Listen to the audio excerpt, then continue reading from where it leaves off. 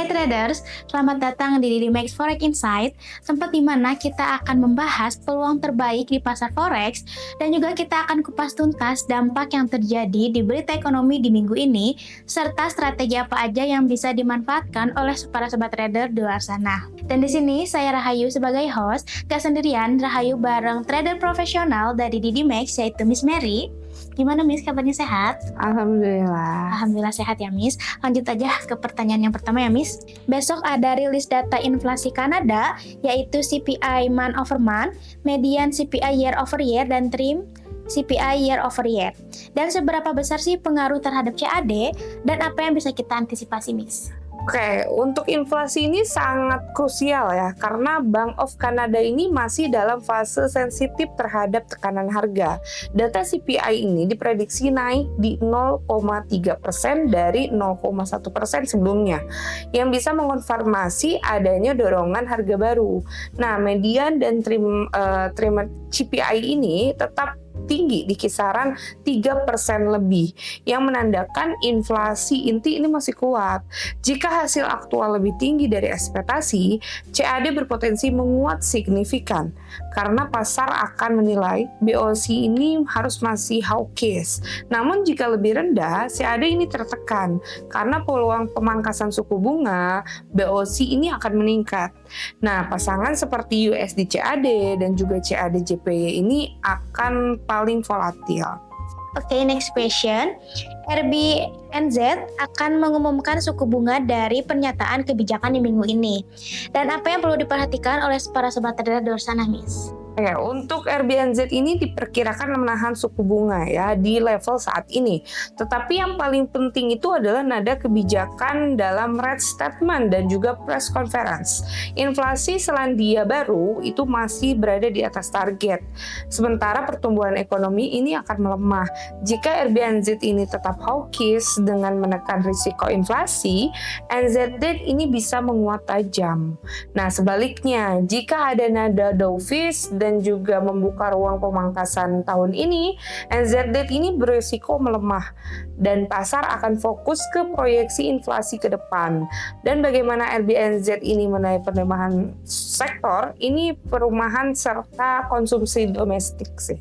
Oke, yang ketiga, masih terkait Selandia Baru, CPI year over year juga akan dirilis ya Miss. Bagaimana hubungannya dengan kebijakan RBNZ Miss? Oke, untuk CPI years over years ini diprediksi naik ya ke 3,7% dari 3,6%. Angka ini menjadi validasi bagi RBNZ ini apakah tekanan harga ini masih tinggi atau sudah melandai. Jika hasilnya di atas ekspektasi, pasar akan menilai RBNZ ini tidak bisa melonggar. Jadi RBNZ ini berpeluang rally.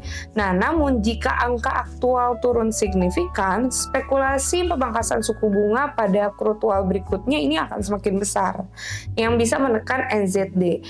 Nah, jadi di data ini akan menjadi konfirmasi utama arah jangka pendeknya NZD setelah menemukan RBNZ. Oke Miss, ke pertanyaan selanjutnya, FOMC meeting juga akan dirilis ya Miss. Nah, seberapa penting risalah ini untuk arah USD khususnya Miss? Oke, untuk risalah FOMC ini ya selalu jadi fokus karena memberi gambaran yang detail perdebatan internal the Fed. Nah, pada saat ini masih terpecah antara ekspektasi pemekaran suku bunga September atau penundaan hingga Desember. Jika notulen menunjukkan mayoritas anggota FOMC cenderung hawkish dan menekan inflasi lebih tinggi, USD ini bisa menguat. Nah, terutama terhadap mata uang beryield rendah seperti JPY. Sebaliknya nih, jika nada risalah itu lebih dovish dan menekan perlunya kebijakan akomodatif, USD akan melemah karena peluang pemangkasan lebih cepat terbuka. Oke, selanjutnya kita juga akan dapat data PMI di Jerman ya Miss. Apakah ini bisa mempengaruhi euro secara signifikan Miss? Oke. Kalau untuk mempengaruhi ya, karena PMI Jerman ini mencerminkan kesehatan ekonomi zona euro.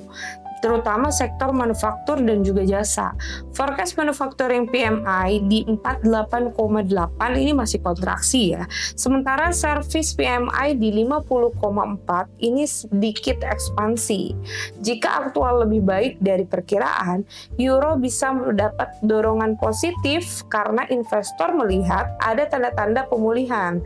Tetapi jika PMI ini makin terpuruk, euro kemungkinan melemah karena memperkuat ekspektasi ECB lebih dovish. Jadi untuk euro USD akan jadi pasangan yang paling berdampak nanti juga dengan euro GBP.